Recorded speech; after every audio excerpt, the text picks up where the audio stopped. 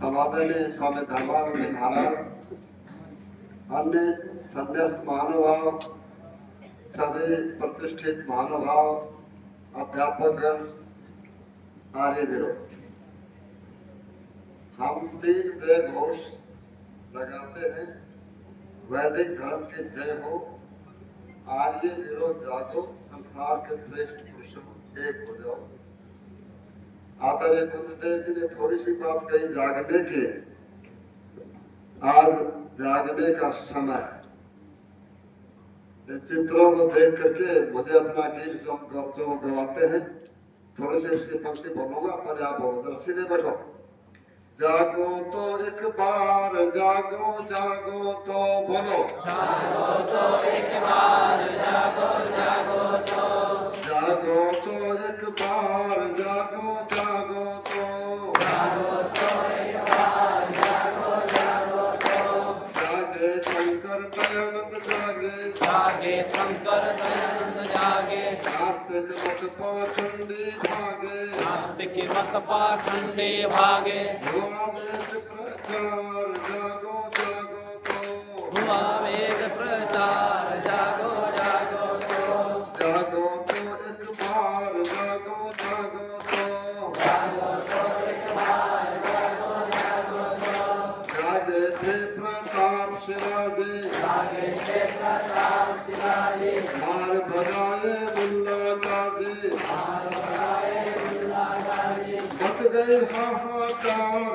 जागो जागो तो,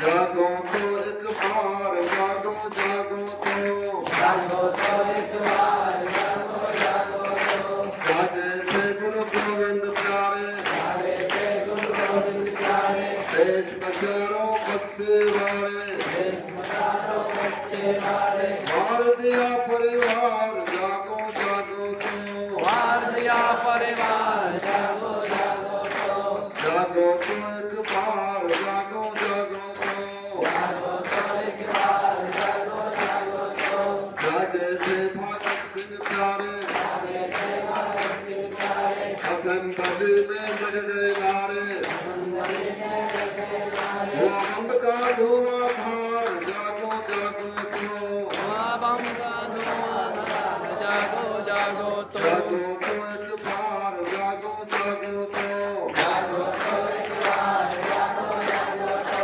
सुभाष चंद्र नेताजी जागे, चंद्र नेताजी जागे, अंग्रेजों के चक्के छुड़ा गए, अंग्रेजों के चक्के छुड़ा गए, टैगोरों की सरकार, जागो जागो तो, जागो तो एक बार, जागो जागो तो, जागो तो एक बार, जागो जागो तो, आर्य वीरों जगो जगाओ, आर्य वीरों जगो जगाओ, ऊंच नीच का भेद मिटाओ, ऊंच नीच का भेद मिटाओ, ऊंच नीच का भेद बढ़ाओ, ऊंच नीच का भेद बढ़ाओ, आर्य वीरों जगो जगाओ, आर्य वीरों जगो जगाओ, ऊंच नीच का भेद मिटाओ, ऊंच नीच का भेद मिटाओ, करो वेद प्रचार, जागो जागो तो, करो वेद प्रचार, जागो जागो तो, जागो तो एक बार, जागो जागो तो, तो ये शिविर जो है आपको जगाने के लिए ही गुरुकुल आम सेना वर्ष में 2 बार सारे उड़ीसा के बच्चों को बुला करके आयोजन करता है। इसके लिए मैं आदरणीय स्वामी जी को और उनके सहयोगियों को धन्यवाद देता हूँ। इन्होंने तो अपने कर्तव्य का पालन किया, अब हमारी बारी है। स्वामी राम तीर्थ कहते थे, नौजवानों जब तुम चलो तो ये विचार करो कि मैं अकेला नहीं चल रहा हूँ, मेरे पैरों के साथ जो पग ध्वनि मिला करके हजारों जवान चल रहे हैं। नौजवानों तुम सब श्वास लेते हो तो चिंतन करो, मेरे श्वास के साथ हजारों नौजवानों का श्वास आ रहा है, जा। नौजवानों जब तुम्हारा दिल धड़कता तो चिंतन करो कि मैं अकेला नहीं हूँ, मेरे साथ हजारों जवानों के धड़कन जो है धड़क रहे। और फिर वो कहते हैं परमात्मा हमारे देश के, भारत देश के जवानों को ये शक्ति दीजिए और राष्ट्र के प्रति निष्ठा दीजिए, भक्ति दीजिए, और फिर तो निश्चित हो जाइए ये भारत के युवक जो है सारे विश्व को जो है व्यवस्था प्रदान करें। ये स्वामी राम तीर्थ के विचार थे। अपनी बात मैं कहता हूँ, जिस मिट्टी से हमारे पालन पोषण होता है अन्न के द्वारा, दूसरे वनस्पतियों के साग सब्जी फलों के द्वारा, जिस मिट्टी की धूल में हम घुटनों के बल चले, जिसकी सुंदर सुगंधित वायु में हम श्वास लेते हैं, जिसके अन्न जल से शरीर का पोषण होता है, अंत समय में ये भूमि माता अपने गोद में हमें आश्रय देती है। तो इस शरीर पर पैदा अधिकार राष्ट्र का है, तुम्हारा अपना अधिकार नहीं है। क्योंकि राष्ट्र के अन्न राष्ट्र के साधनों से आप लोग सब पढ़े हैं, शिक्षा दीक्षा पाकर के आगे बढ़ रहे हैं, तो पहला अधिकार जो है वो राष्ट्र का है। ये चिंतन आपको प्रतिदिन करना है। दूसरा अधिकार, जिन माता पिता ने आपको जन्म दिया है, पालन पोषण करके बड़ा किया है, शिक्षा दीक्षा दिलवाई है, दूसरा अधिकार इस शरीर पर उनका है, उनकी जैसी अर्जियां है। और प्रत्येक माता पिता अपने बच्चे को अच्छा ही बनाना चाहता है, तो उनकी अर्जियों का पालन करना, उनका सम्मान करना, उनके चरण स्पर्श करना है। तीसरा अधिकार आपका अपना है। उसके साथ में देखो, बरसात के मौसम में जब पौधा लगाया जाता है तो पहले तो उसके चारों ओर को तार जाली, बाड़, गमला इत्यादि लगाया जाता है, जिससे कि पशु जो है उसको खा नहीं जाए, आगे बढ़ने से पहले समाप्त कर। फिर समय समय पर उसमें पानी दिया जाता है, और जब वो अपने पैरों पर खड़ा हो जाता है तो फिर कोई चिंता की बात नहीं है।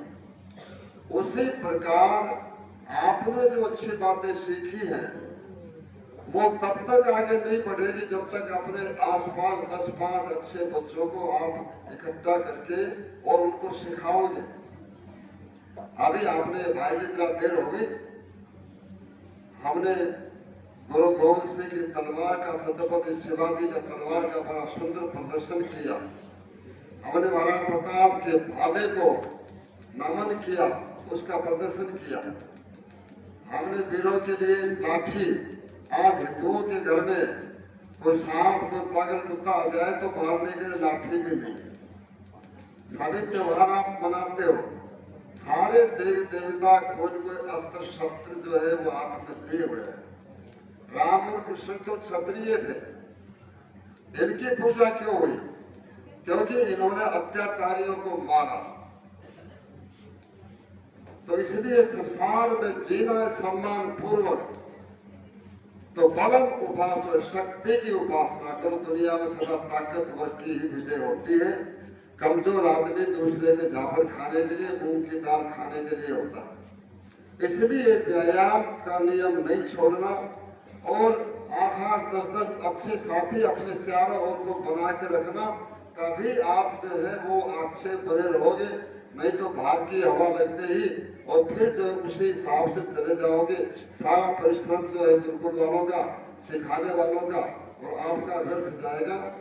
क्योंकि समय जा रहा है। मैं संक्षेप में यही कहूंगा कि ये स्थान मेरे विचार से ये आम सेना का सबसे बड़ा तीर्थ स्थान मेरे हिसाब से है। क्योंकि यहाँ पर बच्चों के निर्माण के लिए प्रतिवर्ष 2-2 शिविर, लड़कों के लड़कियों के लिए शिविर लगाए जाते हैं।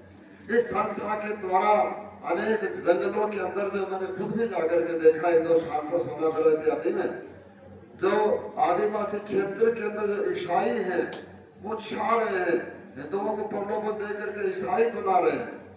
तो वहां पर अपने विजय पताका इन लोगों ने अपने गुरुकुल विद्यालय छात्रावास स्थापित किए। अनेक विद्यालय है, अनेक वानप्रस्थी उपदेशक है। मेरे ख्याल से स्वामी धर्मानंद जी, उनके साथी, उनके शिष्य बहुत अच्छा कार्यक्रम बढ़ा रहे हैं। मैं सब निवेदन करूंगा कि अब उनका सहयोग करें, मनोबल बढ़ाएं और इस अच्छे कार्यक्रम की एक अच्छे तीर्थ स्थान पर आज आपने ये शाला में संकल्प किए, उन संकल्पों को साथ लेकर के जाए। अपने अधिकारियों से उनका टेलीफोन नंबर लिखो, बराबर अपनी गतिविधियों को जो है सूचना देते रहो, सूचना लेते रहो। सभी के लिए बहुत बहुत शुभकामनाएं।